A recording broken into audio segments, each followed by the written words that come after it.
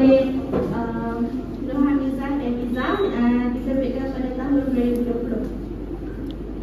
Okey, pengenalan jurnal ini memperlihatkan peranan pantun sebagai media tradisional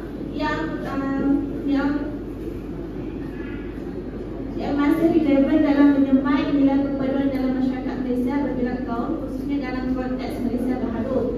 Penulis juga menggunakan pendekatan analisis kandungan terhadap karya kepenuhan pantun warisan khazanah budaya bangsa yang mengandungi 25,000 rakam. Walau bagaimanapun, kajian ini hanya menekankan 9 rakam sahaja. Okey, ini merupakan metodologi kajian iaitu menggunakan kaedah perpustakaan yang merujuk kepada buku pantun warisan, dan kedua adalah kaedah kajian yang melibatkan kaedah analisis kandungan teks. Okey, ini merupakan dapatan kajian yang pertama iaitu pantun sebagai media penyampaian nilai, yang mana pantun ini digunakan secara kreatif untuk menyampaikan nasihat, nilai moral dan falsafah hidup. Pantun ini juga merupakan media komunikasi budaya Melayu yang mudah difahami dan diingat. Dan ini merupakan dapatan kajian yang kedua yang mana nilai-nilai kuning yang ditunjukkan dalam pantun ini, contohnya budi bahasa, hormat menghormati, bersatu padu, masyarakat dan beroyong. Ini merupakan contoh pantun yang dikaji dalam jurnal itu, iaitu pokok reduk tempat selesa, tempat menanti, rakan sejati kita hidup kebilang bangsa, saling hormati, amalan mulia.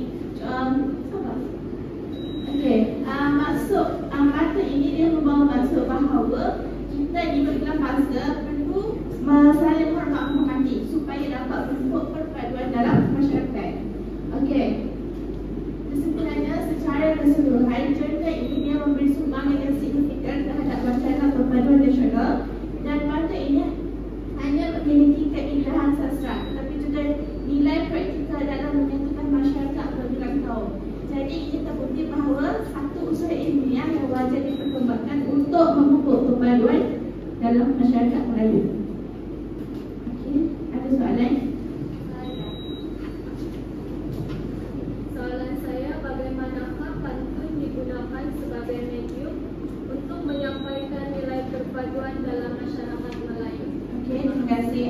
Pantun digunakan sebagai media untuk menyampaikan nilai perpaduan dalam masyarakat Melayu melalui nasihat dan pandangan hidup.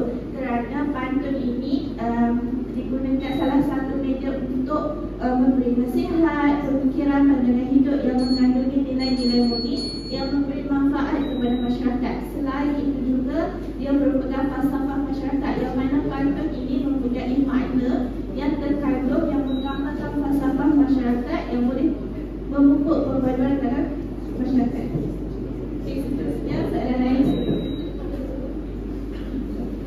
Apakah kesan positif yang dapat dilihat apabila masyarakat mengamalkan nilai perpaduan?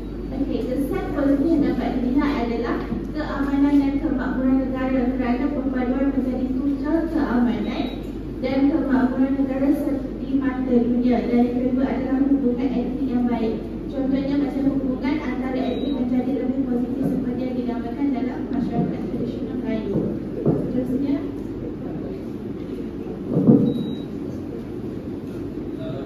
Apakah cabaran utama dalam memastikan nilai perpaduan yang diajarkan melalui pantun terus diamalkan? Okey, cabaran. Terima kasih. Okey, cabaran utama adalah kurangnya kesedaran dan penghayatan. Disebabkan masyarakat ini terlalu moden, jadi kurang menyedari atau menghayati nilai-nilai yang terkandung dalam pantun.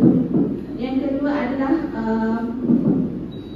globalisasi, iaitu disebabkan era kemodenan ini sedikit demi